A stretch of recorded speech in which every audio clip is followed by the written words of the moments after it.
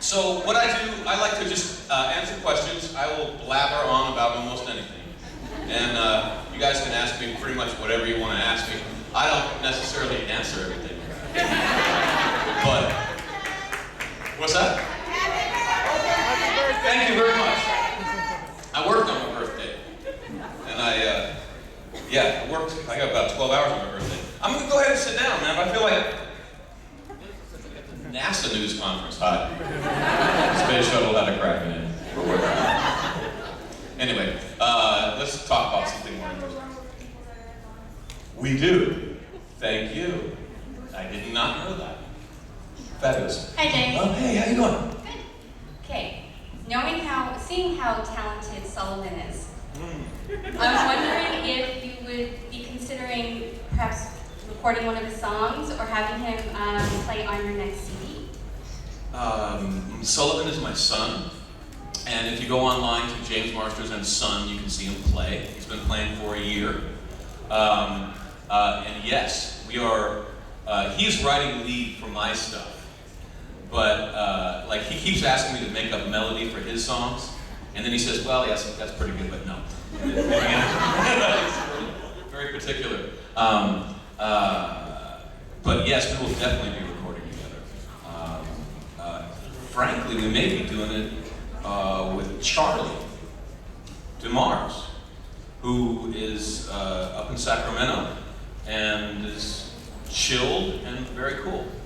Yeah, but I got a good story about Sullivan, actually. I can't stand it. God. Right there. Sullivan came to visit me for like about 5 weeks over the summer, and he came and he wanted. How many guitarists are there out there?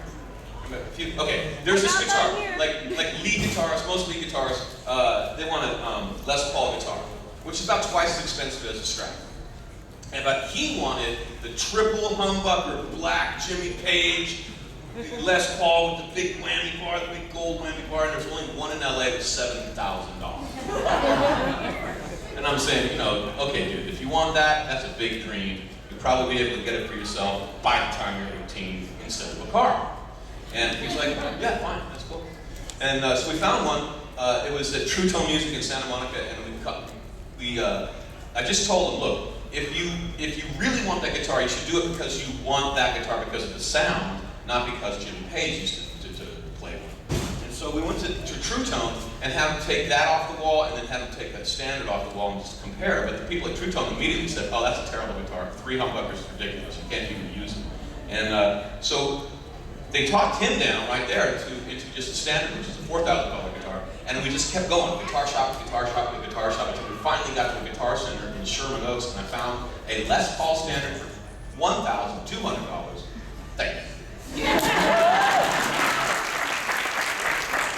So he came to town with an impossible dream, and he left with a Les Paul. Okay. Hi James, how are you? I'm doing very well. I'm waking up if you can't tell.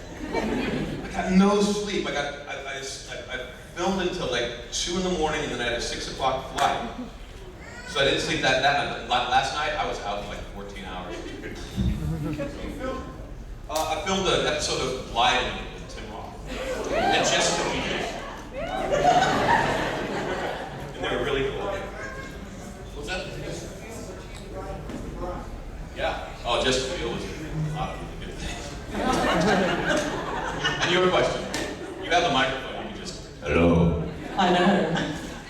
Okay, James, we all know you're a great actor, and we all know you're a great singer as well. What's your dancing like?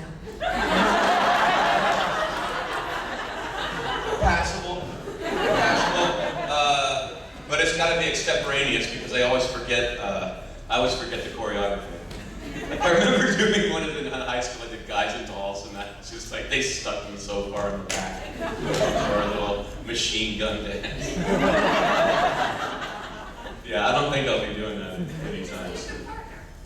I do. I need a partner that can dance, or at least hide my bad dancing. No, I really haven't. When was the last time? Oh, no. I embarrassed myself in Germany, man. I went to a party, and I was dancing like Americans dance, and the Germans were like... And someone told me, you're very, okay. You know, like, a weirdo. I was just like, you're boring. And there was a line. Was there supposed to be? Oh, fabulous. Okay. You always seem to me to find and bring out vulnerability in any character you play, whether it's Bob and his relationship with his father, or even Brainiac and his being upset that the man who made him won't help him in the end. Do you deliberately look for vulnerability in a character to bring it out?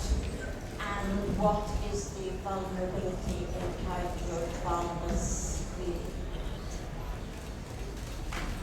Who's Barnabas? Caprica. Oh, wait, I haven't even played that yet. I don't know. I haven't seen it in the script. I've been told I'm playing a terrorist. I'm looking forward to playing with Jane again. I'm very much looking forward to working for Jane again. Jane is one of my favorite people. She'll fool you. You meet Jane, you think she's kind of retiring and a little, maybe even meek. She's not at all. When she wants something, she goes and gets it.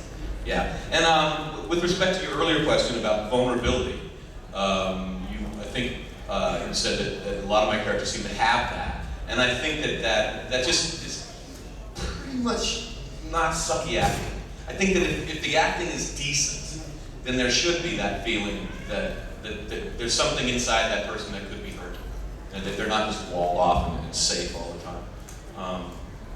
But yeah, I also get cast playing freaks sometimes. And I'm really, okay, so I'm following you around, so I know where the mic is, okay. I'm going to make it easy for you. Welcome to New Jersey, number one. And then I would also want you to settle something between my daughters and me. They seem to think that I like you because you're Irish. Are you of Irish descent? I am part Irish. I'm like a Western European mutt. I'm like English, Irish, Scottish, German, and a little bit French. I've got to get to yeah, I guess. But I always I got friends with parents from radically different places, you know, with different continents, and they always seem to be so beautiful. Have you noticed that?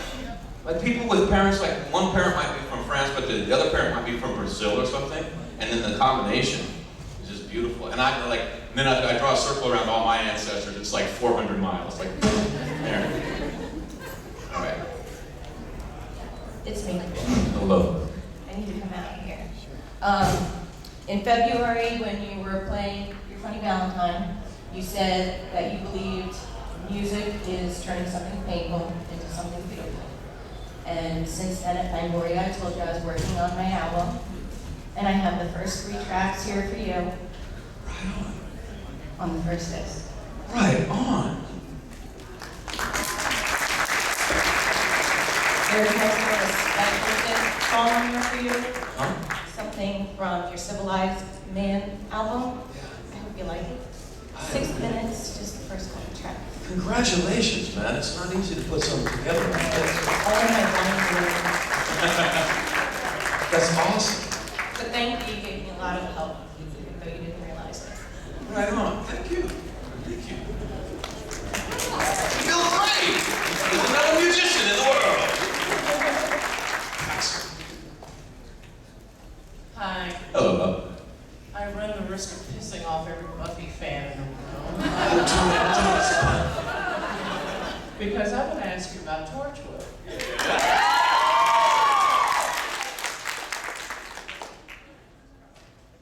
When you found out that you had to kiss John Barrowman, what went through your mind?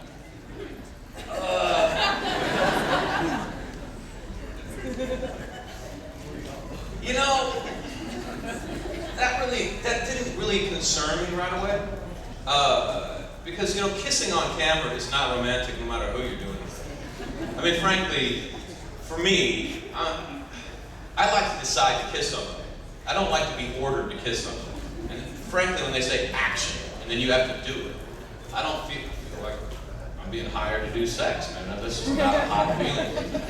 So really, it kind of collapses down to, yes, this is an uncomfortable situation, but is your partner a friend? Are they going to help you through this weird situation, or are they going to make fun of you and make it harder for you? And so on that level, I was just kind of scoping John to see what kind of guy he was. Like, is he a cool guy, whatever. And he seemed to be getting along really well with the rest of the cast, right? John is gay. He's not afraid of saying so. So he was like grabbing the female actresses the first day.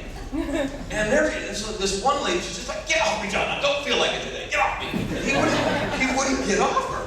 And I'm thinking, man, if that's how this man understands boundaries, I'm gonna kill him.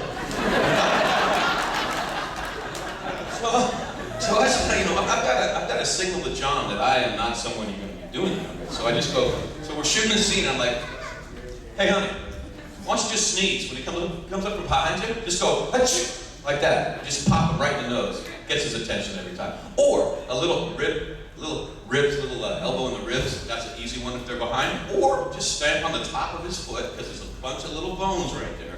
And you can break a bunch of bones without really trying. And the whole cast turn around and go, like, who let the violent, homophobic freak in? And I came to find out that John is just a very playful person, and they all do that to him too, and I completely misread it. So when we got into that scene, he was a totally different John. He was just like, man, whatever your comfort level is, because it was also a fight scene, so there was a lot of different stuff. And he just totally changed, and he was really there for me. And it was actually kind of cool because my girlfriend was sitting like 6 feet away on a stool, and after every take, we would turn to her and say, was that hot? Yeah, but you gotta do it again. John's a really cool guy. I kiss him anytime. But what I noticed was, guys, man, if you go and be kissing women, shave your face. I mean, like, if you have a beard, that's cool. But if you're shaving, shave it, because this sucks. It's like, this is sick. How do you women feel?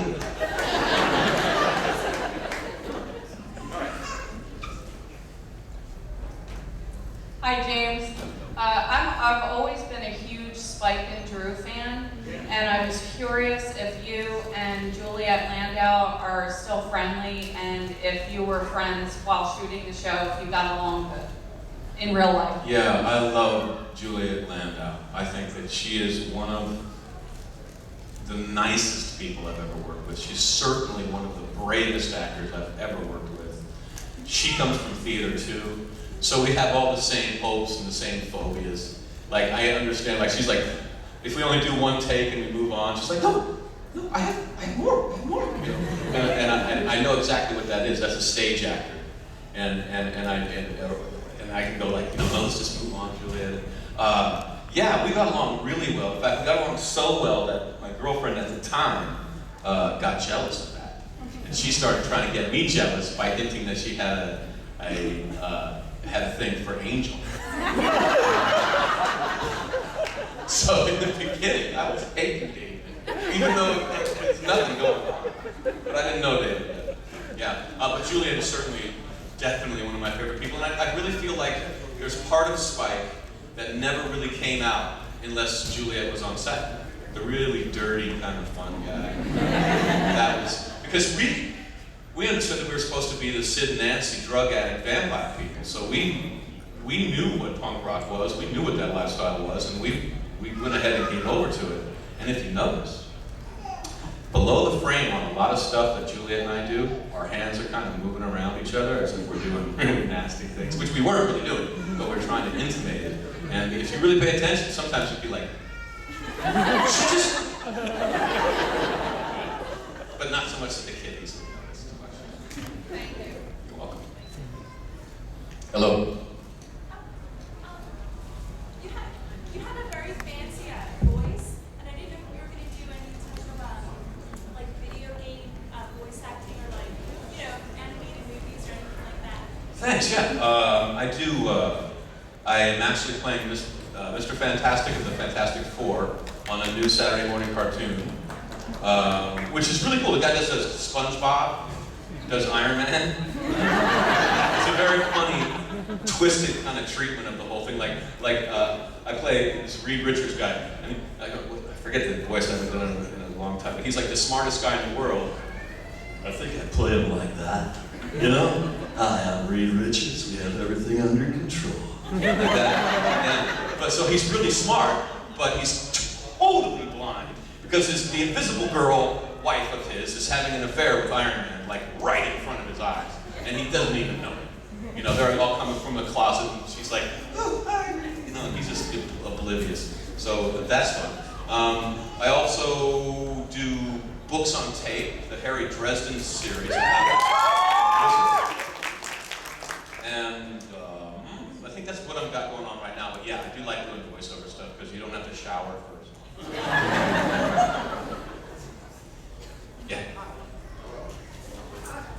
My name's Matt. I'm a big fan of what is it, Buffy series. But I'm an even bigger fan of Dragon Ball Z. And I just want to know, what the hell were you thinking when you took that role, dude?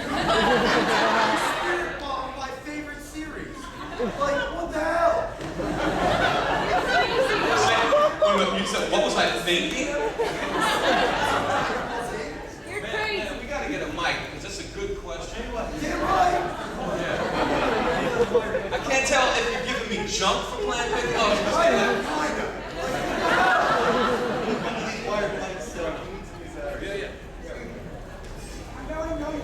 Okay. So not knowing if